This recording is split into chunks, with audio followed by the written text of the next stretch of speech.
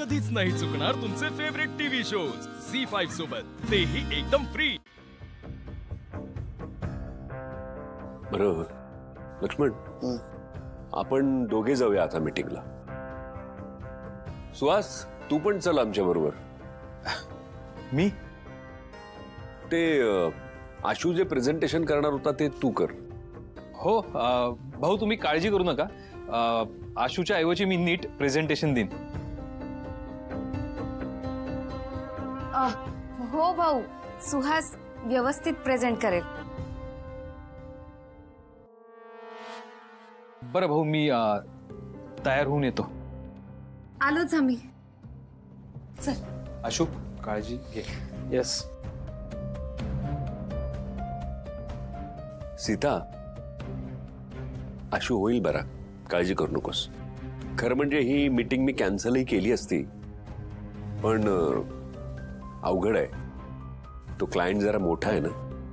ठीक आहे, काही लागलं तर मी मांजाला बोलवून घेईन। हा, हे बरं आहे।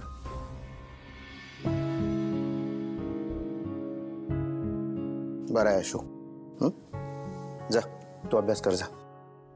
शिवा, डॉक्टरांनी गोळ्या दिल्यात, आशू होईल बरा। काळजी करू नकोस। मी खरंच काही काळजी करू नकोस।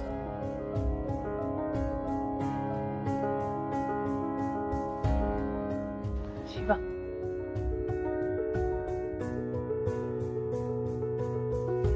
ऐक, काळजी करू नकोस ग। मी आणि लक्ष्मण आता मीटिंगला जाऊन येतो। सगळ्या घराची जबाबदारी तुझ्यावर आहे, आणि अशी राहू नकोस ग। तू जर अशी राहिलीस तर काही काम आलं तर बाहेरचं कोण सांभाळणार आहे? तुम्ही नका काळजी करू भाऊ, मी करीन सगळं। तू असल्यावर काळजी नाहीच आहे मला। या तुम्ही।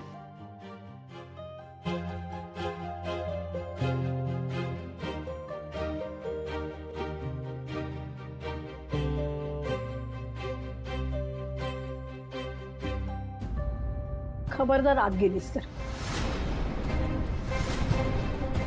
हे बघा सीताई, मी काहीच मुद्दामून केलं नाहीये, माझ्यावर प्लीज विश्वास ठेवा।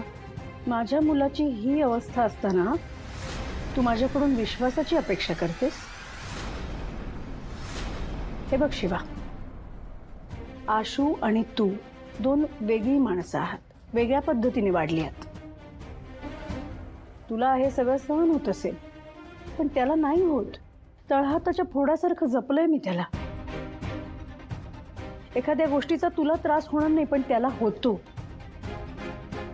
आणि तोच होतोय आता काल गच्चीत झोपल्याचा। तू या ज्या काय उचापत्या करत असतेस ना, ते सगळं ठीकच आहे, त्याला काही यश येणार नाहीच आहे, पण आज तू हेही सिद्ध केलंस की तू माझ्या मुलासाठी योग्य जोडीदार पण नाहीयेस।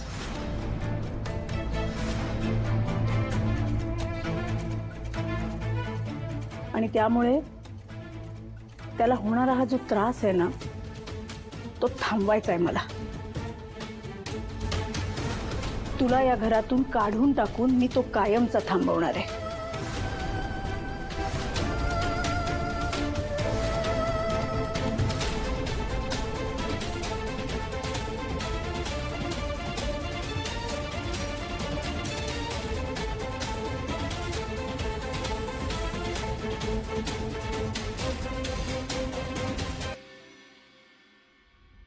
काय, कुठे निघालीयस वारी?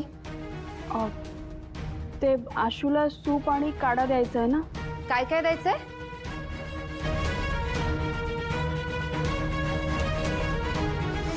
किती हट्टी आहेस ग तू।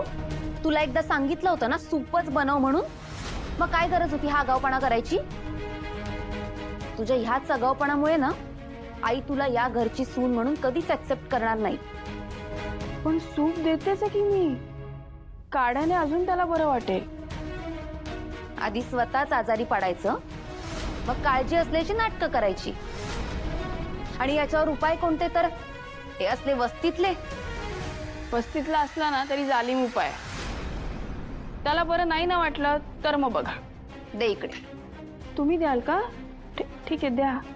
तू जेवढी आशूची काळजी दाखवतेस ना, त्याच्यापेक्षा कितीतरी पटीने जास्त मला माझ्या भावाची काळजी. कळलं? जा आता, ते निघ.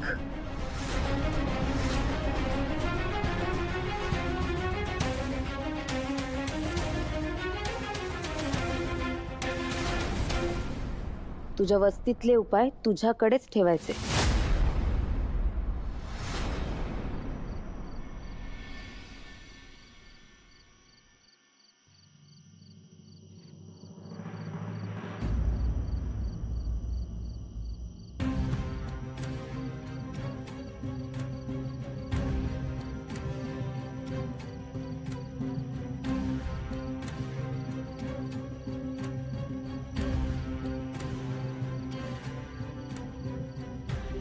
शिवा, काय झालं? तू इथे एकटीच उभी आहेस?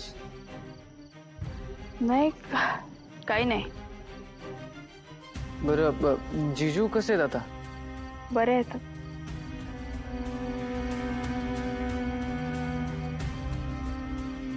शिवा, शिवा, काय झालं? सांगितलं ना, काहीच नाही झालं. हे बघ, मी ना तुझा चेहरा बघून ओळखू शकतो.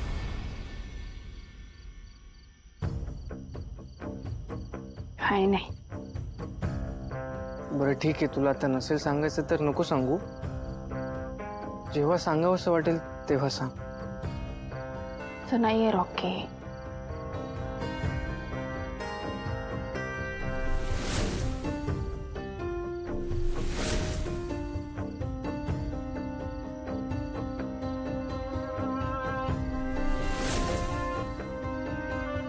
हे काय शिवा?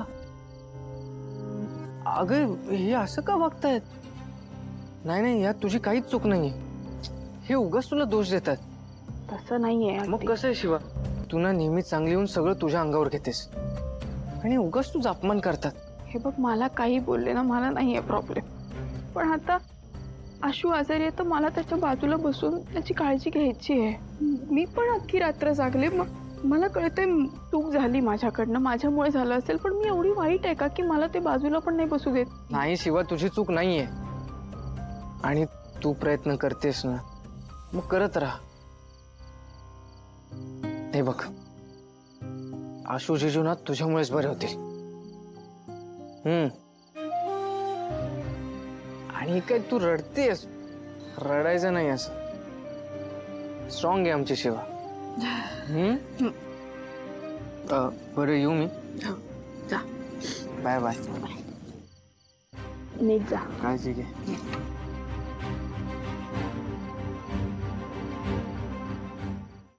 झी5 ॲप डाउनलोड करा आणि पहा सर्व एपिसोड्स एकदम फ्री.